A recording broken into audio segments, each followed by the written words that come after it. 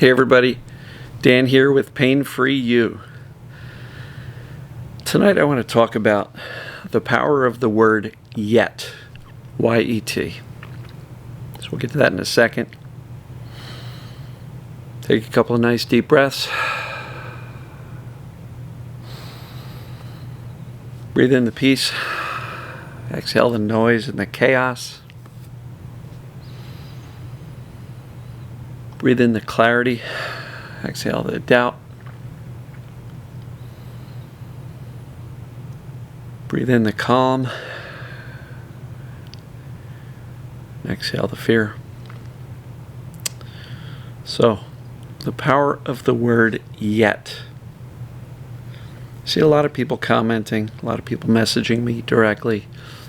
Hey Dan, read Sarno years ago. I've been doing this work for so long. I've been journaling this long. I've been meditating this long. This isn't working for me. And so my answer is yet. Let that sink in. This isn't working for me sounds like the end of the conversation. It says the end of the discussion. Like, this isn't working for me. Done. I'm giving up. I've resigned myself to the fact that this is not working. If you find yourself thinking that or saying that out loud or posting that in a comment somewhere online, add the word yet. It seems subtle. It seems insignificant. But see what that does to shift your perspective. Because when you're trying to achieve something and you're evaluating how you're doing in the moment, that word yet can make all the difference. I'm not pain-free yet. I can't get rid of my symptoms yet, right?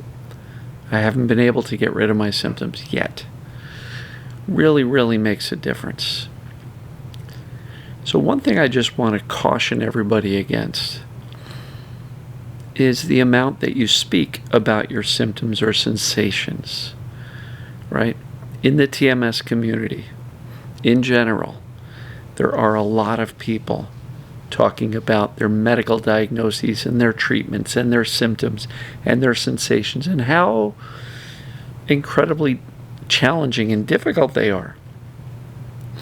And inevitably, the more we speak about and post about our symptoms, we're kind of delaying recovery.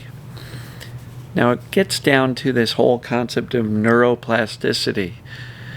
Whatever we focus on the most, the brain's going to kind of make those connections and wire it. Now, that doesn't mean you can't unwire it, right? Because if you can learn to keep the pain going, you can unlearn that, right? Dr. Schubner's book, Unlearn Your Pain. Great stuff. So the brain is very malleable, very plastic, but it's going to wire and keep connected the things we think about and focus upon most often.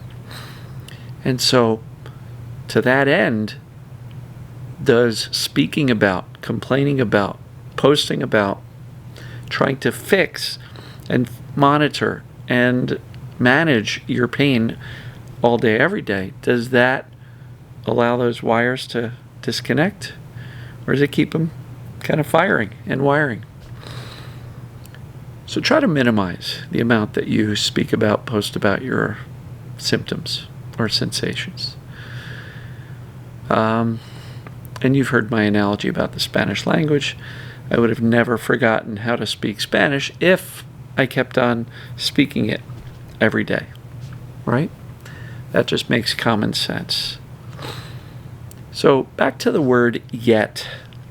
It's a wonderful, wonderful word because it says, I haven't gotten rid of my symptoms yet. And that one word means I'm still working on it. I'm still moving in the right direction, and it will happen. If you just end at, I haven't gotten rid of my symptoms, period, end of discussion, end of sentence, That feels a lot different. So I'm going to encourage you to notice when you make statements along those lines. You know, even if somebody asks you, hey, how are you doing? Say, I'm not there yet, but I'm moving in the right direction. As opposed to, I still hurt, period. So, short video today, not a lot to go over. Add the word yet if you ever describe what's going on, or if anybody ever asks you. And if you're compelled to mention symptoms or sensations to anybody that you know, tag on the word yet when you say, I haven't gotten there yet. Not through this yet, but I'll get there. I know I will. Focus on teaching your brain that these sensations and symptoms are not significant by the amount of attention and focus you give to them. When you don't pay a lot of attention to them, the brain gets a message. These are not important. You can let them go. The challenge is that if you're terrified by these symptoms, we need to utilize accurate knowledge to dial down the fear. So you got to go back to square one. What is TMS? What is perceived danger pain? What does that actually mean? It means you're not actually broken. Your brain is just perceiving danger somewhere, emotionally, physically, mentally, body position, movement, life stress, work stress, relationship stress, right? And if the brain's perceiving danger, the pain may continue. So our goal is to dial down the fear with accurate knowledge that you're actually not broken. And once you dial down the fear, guess what you're going to be able to do? Shift your attention away from the symptoms or sensations more easily. And when you do that, those neural connections or circuits can stop firing. And so that goes back to, how much should I be talking about your pain or symptoms? The answer is as little as possible. If you've got somebody who's asking you, how you doing, how you doing, how you doing? Coach them. Say, hey, listen, you know, I'm really trying to put this out of my mind and just kind of shift my focus towards doing normal things and living life. So if you would, I know you love me. I love you too. Thank you so much for caring and asking. But if you could, let's not talk about it. If I need help, I'll let you know. If I want to share, I'll let you know. But until then, please don't ask me 18 times a day. I know you care, and I appreciate that.